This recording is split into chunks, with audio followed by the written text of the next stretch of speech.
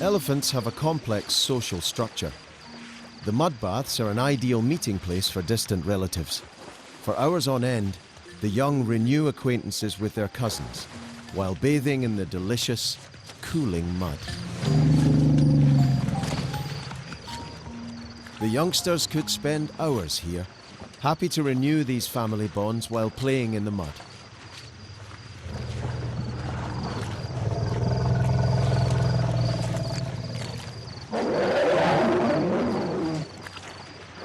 But the matriarch is always keeping an eye on the time, signaling that they must leave once again.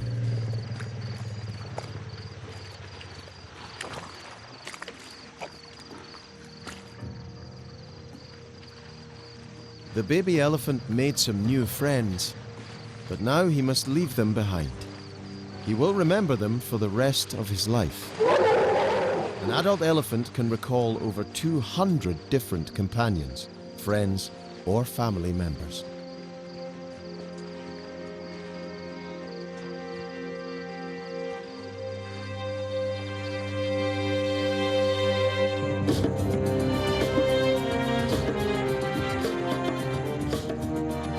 With the rising sun, distant forests appear on the horizon.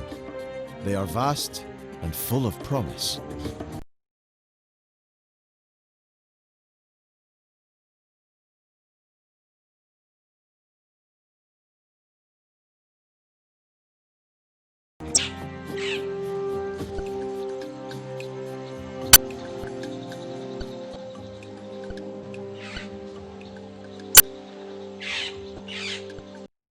As the matriarch and her family enter the forest, they can hear only the birds calling. Something that should be here, a sound, a smell, is missing.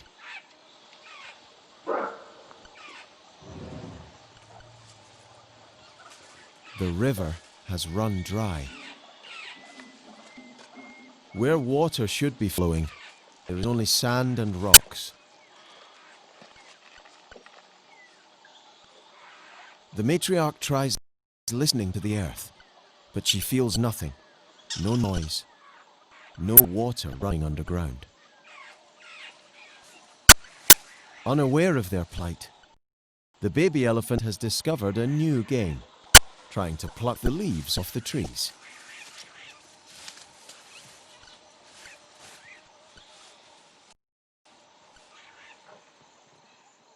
As they approached the forest, his mother did have a premonition that the river would be dry, for the drought has come early.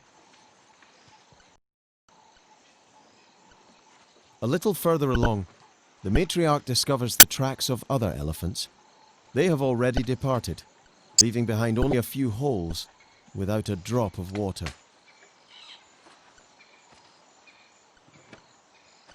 But her sense of smell hasn't failed her. There is water here, under the sand.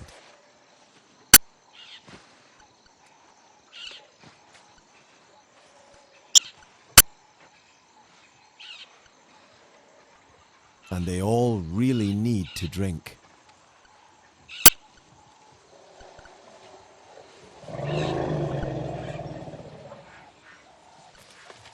The matriarch continues to dig, deeper and deeper.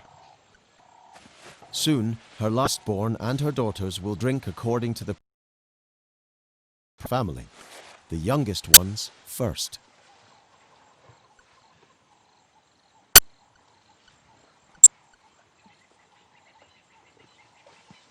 Dying of thirst, no longer able to contain herself, his 12-year-old sister barges to the head of the queue. The matriarch is quick to scold her pushy offspring.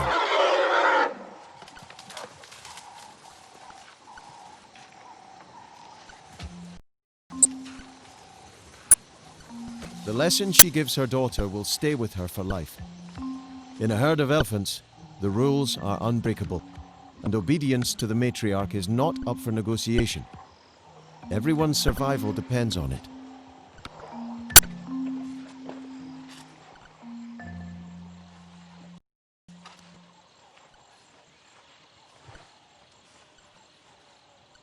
The baby elephant has grown so tall, soon he will barely fit underneath his mother's belly.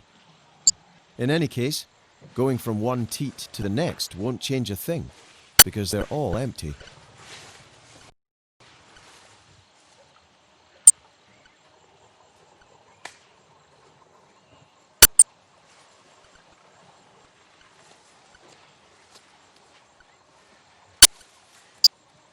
A sulky adolescent, a tired baby, and a mother so exhausted she props herself up against her older daughter. They wait in silence for the relative cool of the night to continue their unrelenting march.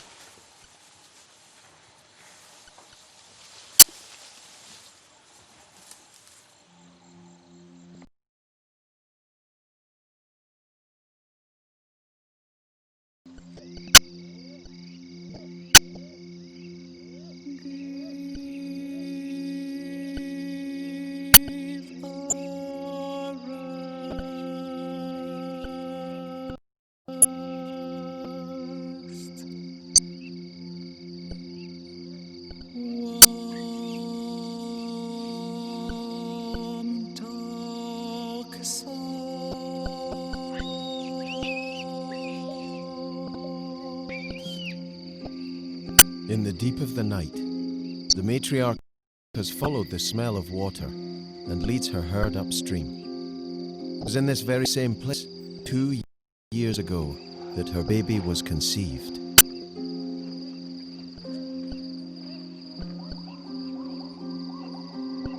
Even though her lastborn is near exhaustion, he's still alive, moving forward with hesitant, delicate steps into the black of the night.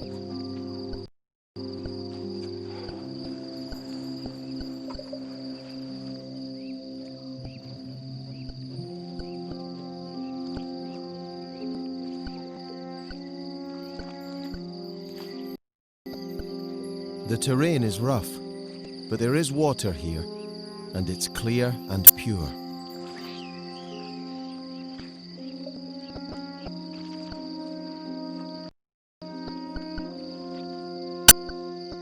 Using the tips of their trunks, the elephants search for the smell of water, hoping to find a mouthful every now and then.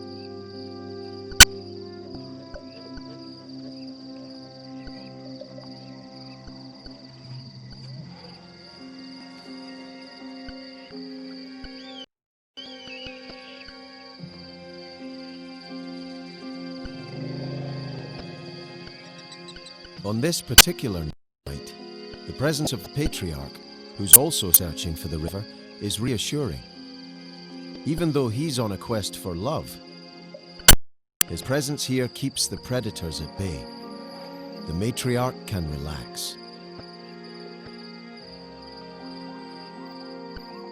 They've drunk their fill and are now finally ready to travel to the eastern lands.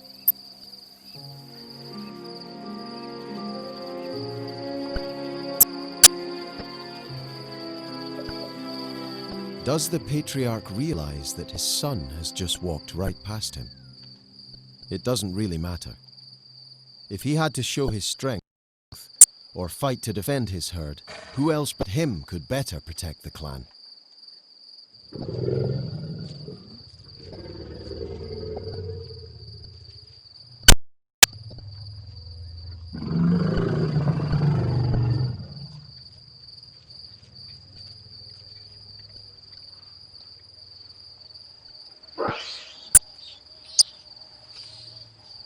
Indifferent to this nocturnal parade, the baboons stay high in the trees, safely out of the way of predators. Easily spooked, they fear the darkness and call to one another for reassurance.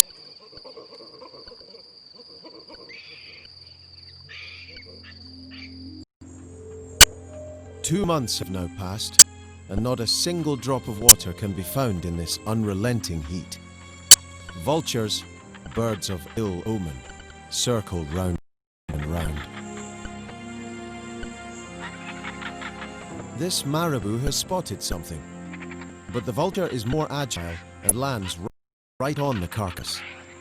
It's an elephant, dead from exhaustion having strayed from the safety of the herd. In the wilderness, it's never a good idea to travel alone. During the dry season, big cats, whether adorable like these little cubs, or strong and menacing like the big males, reign supreme in the savannah. Our baby elephant is still alive. He's lost weight and he's tired, but he's well cared for and protected. He has also sensed the water. He's not alone, far from it. Many families are coming together on the trail and beginning to pick up the pace. Thirst, of course, is driving them forward, but also a sense of danger. The little one follows the herd, or more specifically his mother and two sisters. He has come to understand that their only chance of survival lies in sticking tightly together.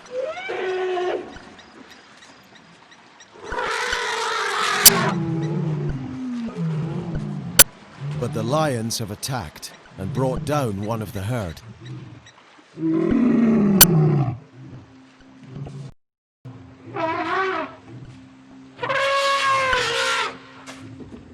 Terrorized, one of the sisters tries to approach, but quickly draws back. The dying elephant is her older sister.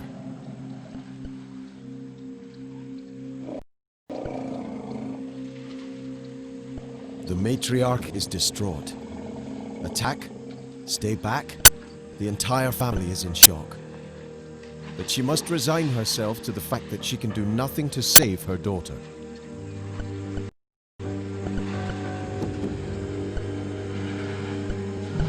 She leads her family away to safety. This waterhole, once a welcome oasis in the middle of the dried-out plains, will forever be a land of sorrow.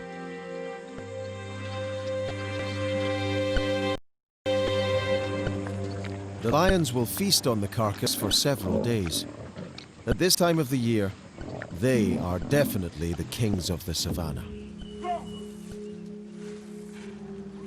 The heat is now unbearable. The matriarch has reclaimed her place at the head of the clan and progresses ever more slowly. The drought turned the forest into a morass of dead wood. Aside from a few baboons, hardly disturbed by the convoy, not a soul stirs. The baby elephant and his sister stay as close as they can to their mother. She is horrified by the death of her oldest daughter, but must continue their exhausting and never-ending voyage. For the baby elephant, their final destination is still unknown, but his mother knows exactly where she's going. Heading further east, she knows that several waterholes still exist, even in this severe drought.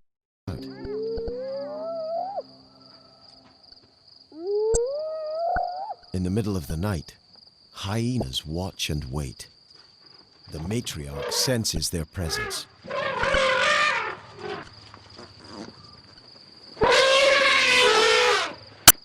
Soon the rest of her clan will join her, and she has no intention of letting the hyenas have their way as they encircle the waterhole.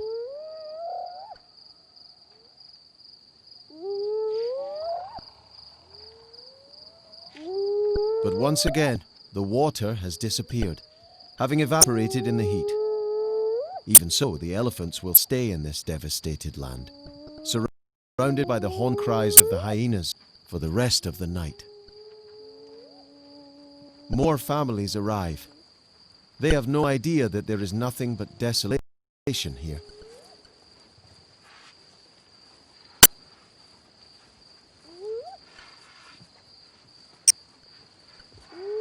Pushed away by the new arrivals, the matriarch and her family move on.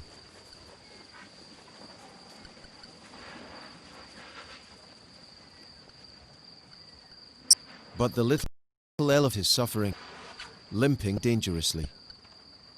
His family watch over him and encourage him as much as they can.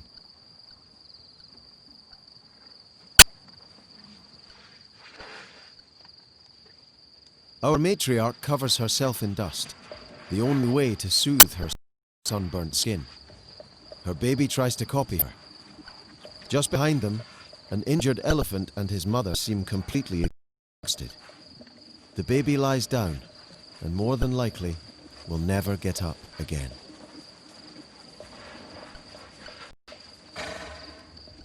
The elephants circle round and round the dried up pond.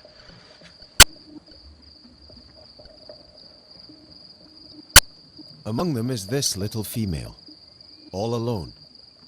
She seems lost, but her intention is clear. She's an orphan and is desperately trying to get adopted.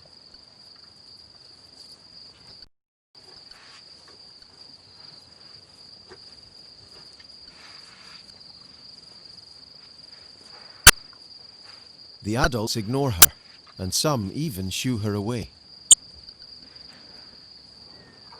Our baby elephant playfully circles around her, but the poor little orphan has no more strength to play.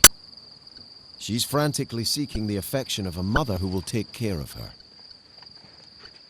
Distress must have an odor that predators can detect. This leopard has noticed the little orphan. If she passes under his tree, he will jump down, and no one will defend her.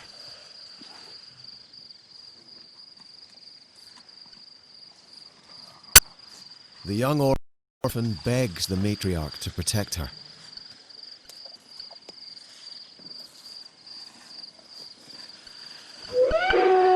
But the mother is too weary. Guiding and protecting her own children is already an enormous responsibility. She starts to refuse.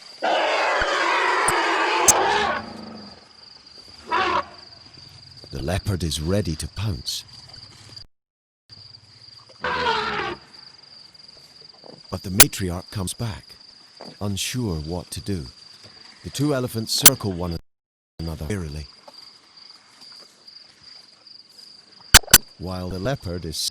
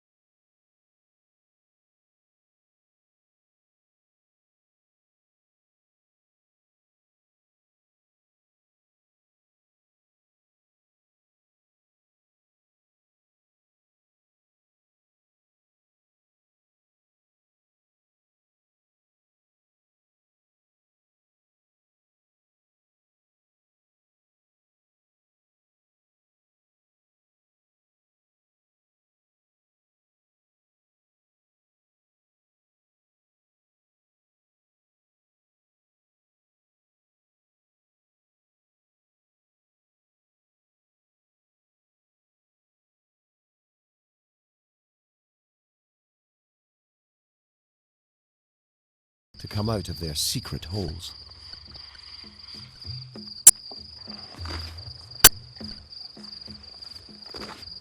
This one is an aardvark, and his name is as strange as his way of life.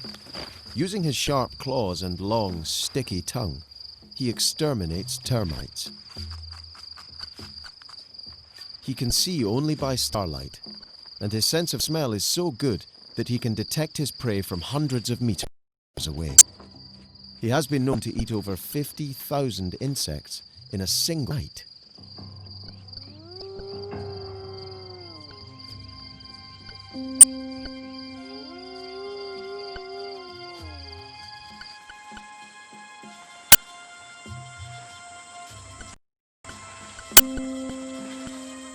The elephants trek through treacherous, desolate terrain.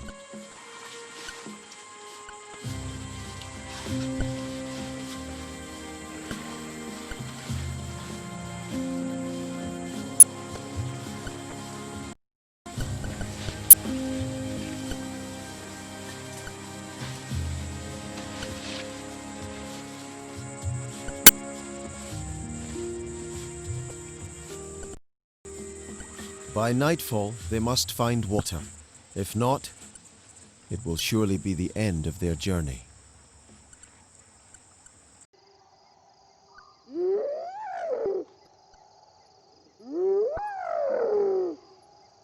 Finally, the water hole they were counting on. But they are greeted by a horrible sight. A solitary elephant carcass, next to the pond controlled by yet another clan of hyenas.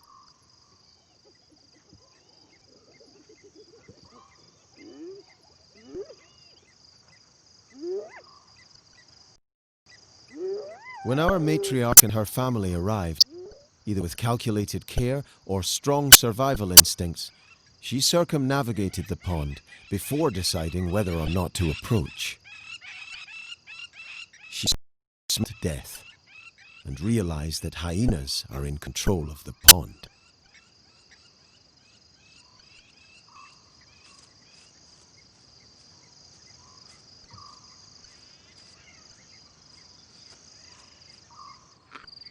There is nothing left to eat on this carcass, mummified by the drought. But the hyenas encircle it, keeping guard as though it were a hunting trophy.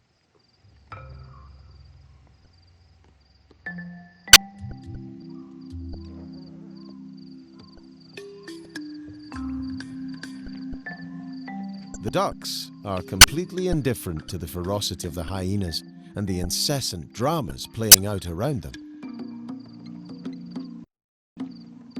While the hyenas themselves are well versed in the art of feigning indifference.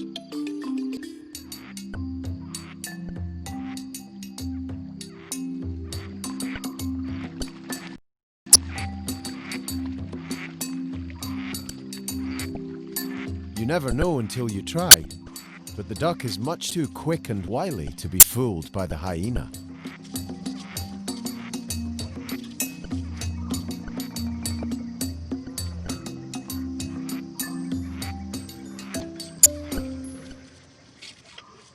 Though the female elephants keep their distance from the pool, the patriarch has now arrived and is extremely thirsty. He too smells the odor of death.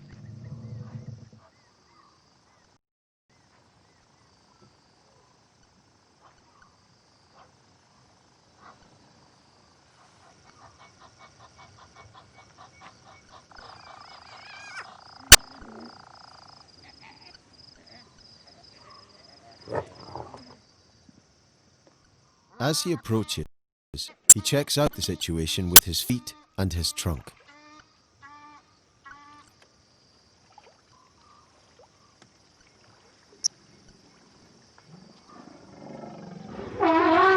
Hyenas are well equipped to see in the dead of night.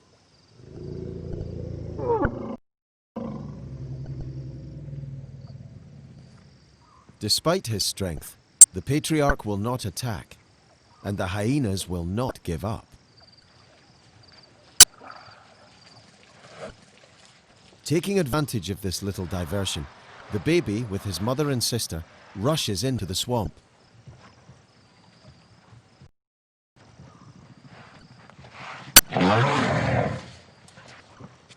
Sullied with the blood of one of their own, the water is not safe to drink. The matriarch vents her frustration and anger on the night air. The hyenas are the undisputed masters of this particular territory.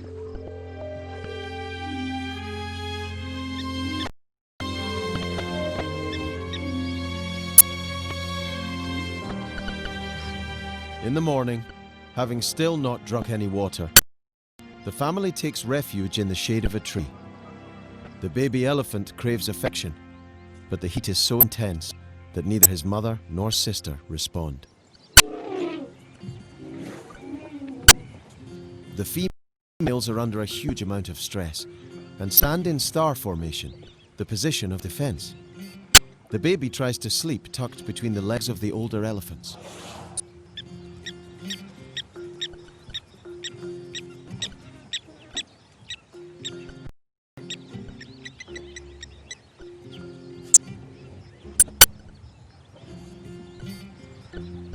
They await nightfall to leave, meanwhile sparing their last reserves of energy by sleeping.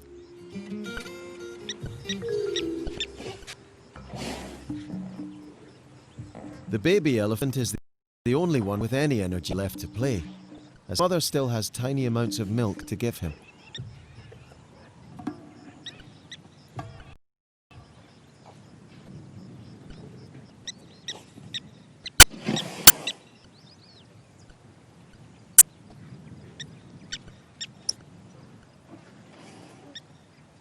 But there's something in the air. A low rumble somewhere in the far distance. The matriarch recognizes it.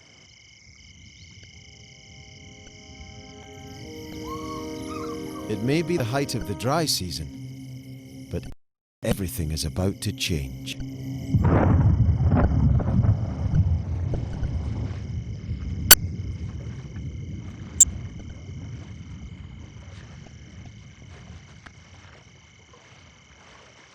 Stuck in the middle of the herd, the baby elephant does not yet know what's happening, but the matriarch does. Finally, the rains have come. The news spreads quickly throughout the savannah. There is clear, fresh water once again. All the families have arrived. The baby, surrounded by his herd, drinks with abandon.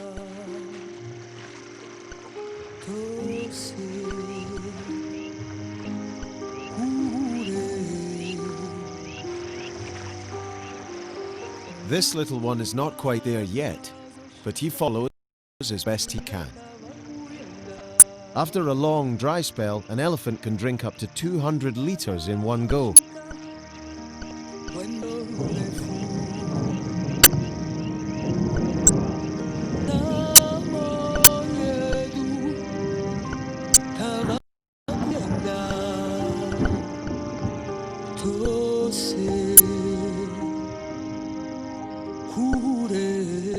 Holding her trunk in the air is a sign that she can smell something.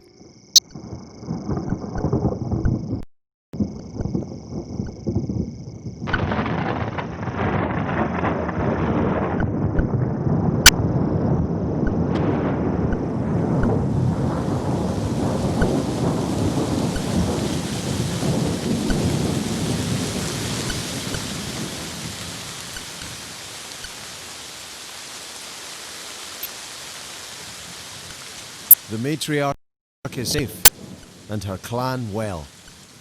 Once again, her memory and determination have triumphed. Drunk with joy and water, the baby elephant rolls around in the for hours.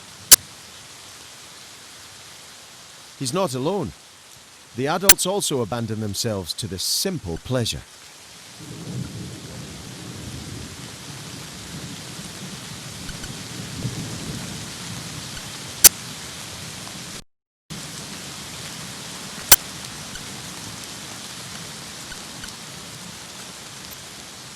The matriarch is so proud of her little one. Her last born, the only son of her family, has proved his courage. A courage worthy of his ancestral heritage.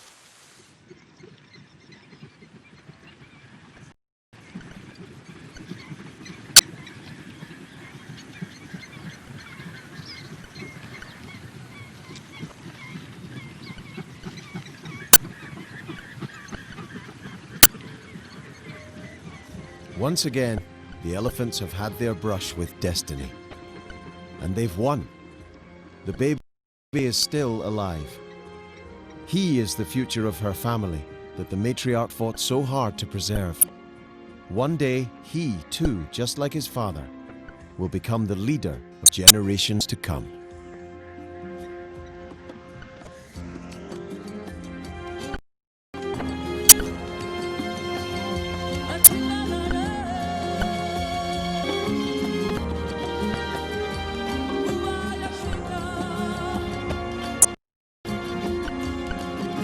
But when man has conquered the last of this wilderness, where will the wild elephants go? Will they exist only in our dreams and memories?